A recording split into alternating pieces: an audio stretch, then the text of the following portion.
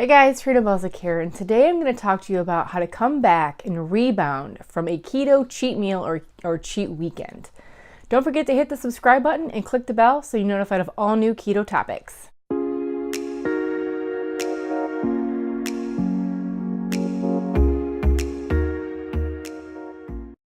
So if you're following a ketogenic diet, you know it's really important to stay in ketosis. But sometimes we have cheat meals. That's a big part of this being a lifestyle, is that you have to make it work for you in your life. And cheat meals are just that, they're part of life. Ideally, you don't want to have too many cheat meals because you don't want to keep knocking yourself in and out of ketosis that frequently, even more so if your goal is weight loss. But if you do have a cheat meal when you're following a ketogenic meal plan, some things that you may experience is you may have some stomach bloating, some crampings, or just overall discomfort, especially if you haven't had gluten in a while. And then you have something that's really carb heavy, you're going to notice those types of feelings or symptoms. So I can remember the first time that I had a cheat meal after being on keto for a few months and being fat adapt. It was like I was miserable. I had this really bad indigestion, like an acidy reflux feeling. My stomach was cramping. I just overall felt crappy. So you'd think that I learned from these mistakes, but here I am again, just coming off the weekend and overindulging while out of town visiting family. I thought it was really important that I actually share with you how that you can deal with cheat meals or cheat weekends with life.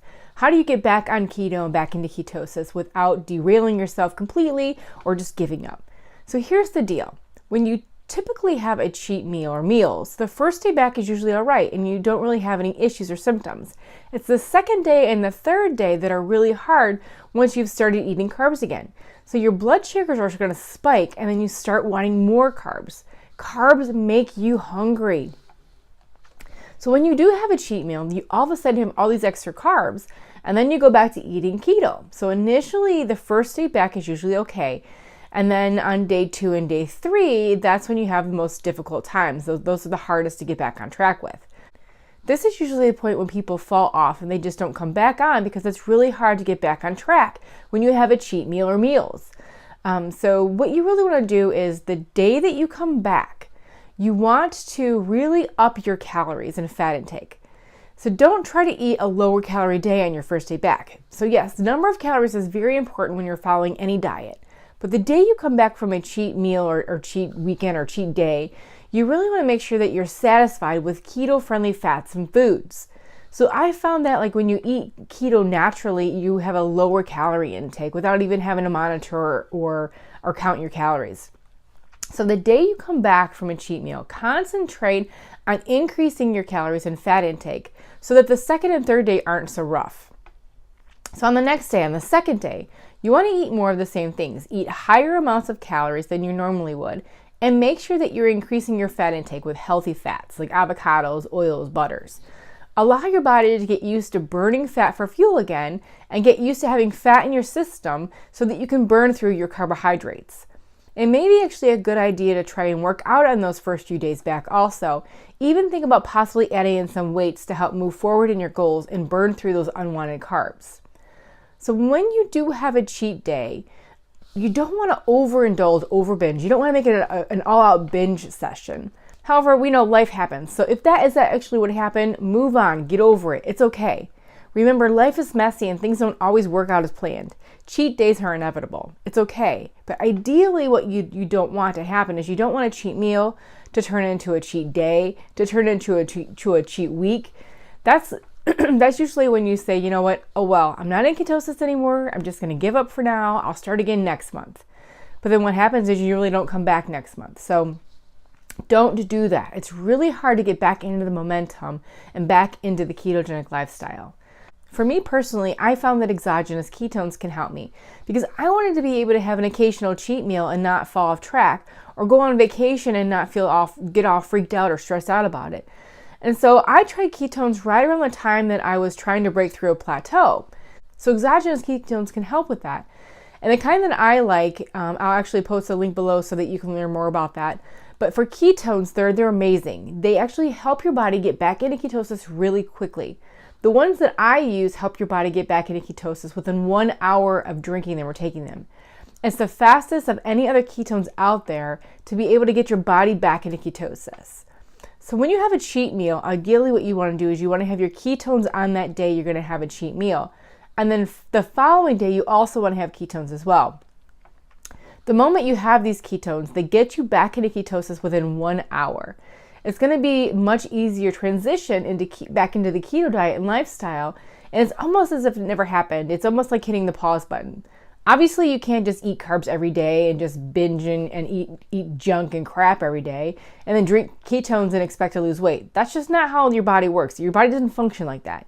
You have to be following the correct type of ketogenic meal plan to take advantage of these ketones that you're drinking. But if you do fall off track and you have a cheat meal, it's okay. And the ketones are actually one of the tools that can help you get back into the ketogenic lifestyle without totally dropping off and just like quitting and leaving your whole experience. So maybe try that. Try ketones, exogenous ketones, especially if you're someone who wants to make this work in your life. So now if you're coming back from a cheat meal without ketones, you want to make sure that you're getting enough electrolytes when coming back. And you may even actually experience the keto flu possibly. So I'll link my video below on how to avoid the keto flu. But also make sure that you're getting multivitamins, magnesium, and then make sure that you also get your mind focused around the fact that yes, you're going to have intense cravings on the day 2 and day 3 of having the cheat meal. But stay focused and don't give in to the Chinese food or the pizza or the carbs that are calling your name in the background because now you have all these cravings.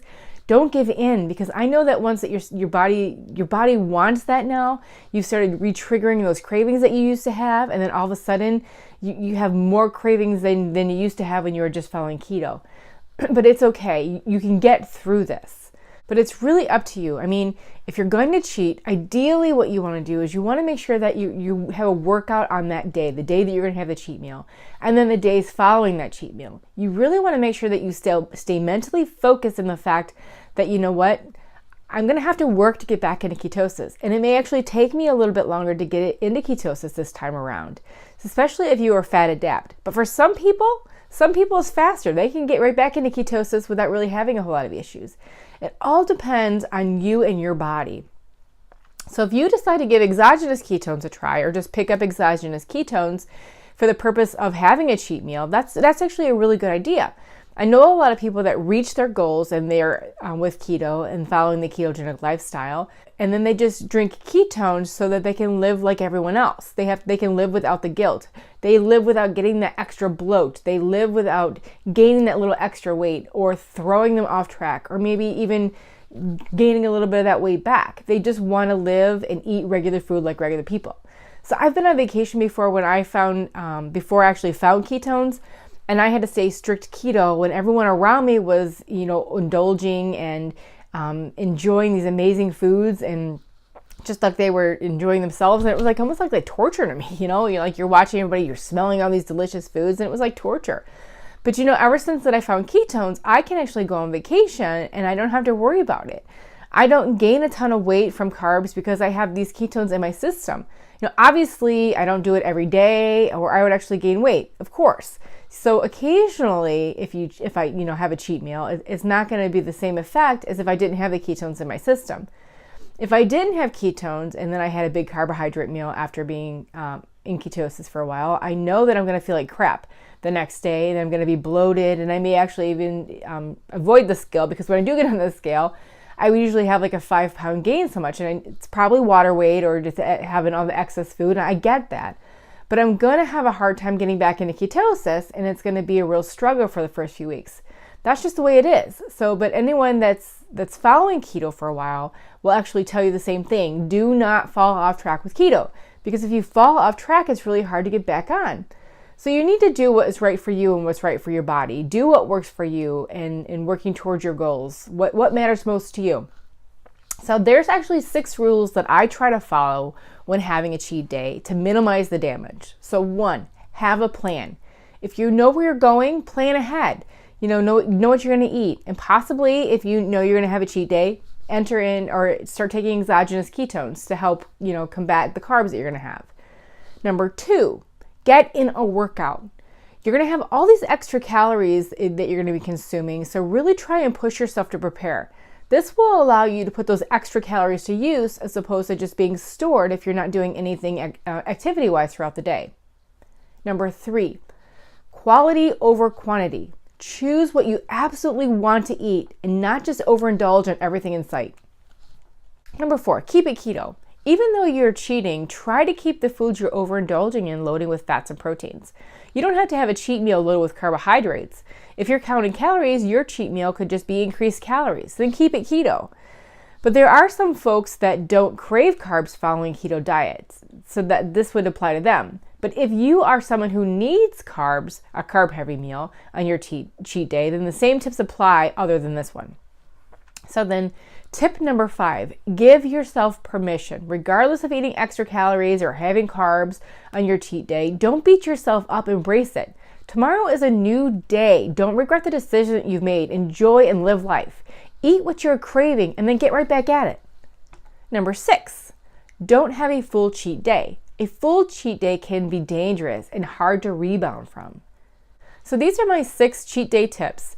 Having the benefits of a keto lifestyle as well as living life and what it throws at you can be a balancing act. Whether you're strict keto or you have cheat meals planned, it's really all about you and what your wants and needs are. So these are just a few ways to get back on track and how exogenous ketones can help you bounce back quickly. So I wish you all the best of luck. Thank you so much for coming to my channel. If you're new here, please consider subscribing. Take care, and I'll talk to you again real soon.